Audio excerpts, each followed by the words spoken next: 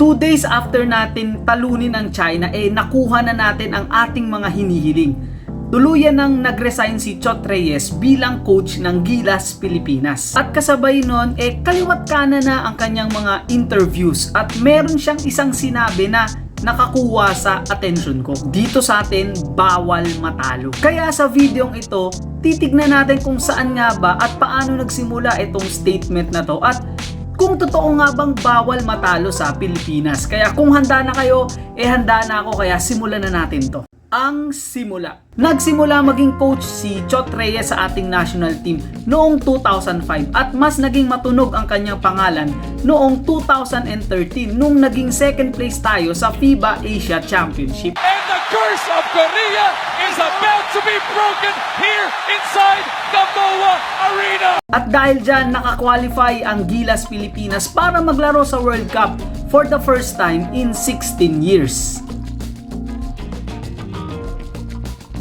Sa mga panahong yan, wala pang masyadong bashing dahil naibigay ni Chot Reyes ang hinihiling ng mga Pilipino at yan ay maging competitive sa international scene. Nabaliktad ang lahat mula admiration, napalitan ito ng mga bashing. Bakit kaya? Sunod-sunod na pagkatalo at disappointments ang ating nararanasan. Imbis na umaangat ang ating basketball program, paatras tayo ng paatras. Dahil yung mga teams na kaya naman natin dati at tinatalo natin, unti-unti na tayong nauunahan. Sana all. Hindi na ito kinakaya ng mga basketball fans at sunod-sunod na yung mga criticism at bashing na natatanggap niya. Okay lang sana kung sa loob lamang ng basketball court ang bashing, pero according sa kanya, pati pamilya niya nadadamay na. Sabi nga nila, pasensya na, tao lang. At sa sobrang bigat ng kanyang mga nararamdaman at nababasa at naririnig, hindi na ito naging maganda para sa kanya. Ang tanong,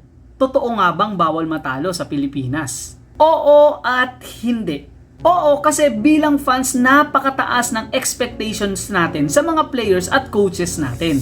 Kaya minsan, kapag hindi na-meet yun, walang kasensense na yung sinasabi natin at minsan below the belt pa. Yung pagiging passionate kasi natin bilang fans, minsan talaga wala na sa lugar. Puro na lang tayo puna, paghahanap ng pagkakamali, paninira, na nakalimutan na natin na once upon a time, pinasalamatan natin yung taong yan. Kaya yung unrealistic expectations din natin minsan, kapag hindi yan nakamit, naku, kung ano-ano na yung mga nasasabi natin. Hindi, dahil matatalino na ang mga basketball fans at mas aware na tayo sa mga nangyayari sa mundo ng basketball. Sa sobrang daming players at liga na ating napapanood, alam natin na yung sistema ni Chot Reyes hindi na uubra ngayong 2023. Kaya sa tingin ko, hindi naman talaga bawal matalo dito sa Pilipinas. Ang dami na kaya nating masasakit na talong natamo. Pero sa tingin ko, ang kailangan talaga natin ay pagbabago. Kasi alam kong naniniwala naman tayo sa mga players natin. Pero yung sistemang meron tayo, sadyang laos na. Naniniwala ako na kaya naman nating tumanggap ng pagkatalo. Pero ang hindi natin matanggap ay yung hindi natin pagsabay sa agos ng basketball world at yung pagiging incompetent natin kahit na alam natin kaya naman nating pumalag.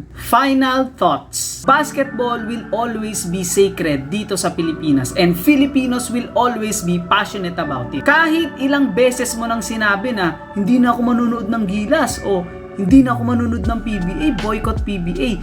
Kapag merong mga updates, nanunood at tinututukan mo pa din. While it's fair na mainis at magalit itong si Chot Reyes dahil sa mga walang kakwenta-kwentang mga sinasabi ng ibang tao sa kanya, I think it's also fair na malaman niya kung bakit naiinis yung mga tao sa kanya. Naiinis naman yung mga basketball fans, hindi sa kanya as a person, but yung kanyang coaching style kasi hindi na talaga papalag sa panahon ngayon. Patuloy na mag-e-evolve ang mundo ng basketball, si Chot Reyes man ang coach o hindi.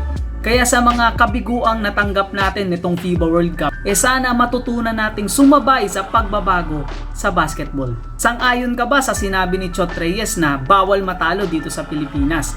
Ano ang opinion mo tungkol dito? Let me know your thoughts sa comment section at maraming salamat sa pagsuporta. Hanggang sa susunod kong video. Peace!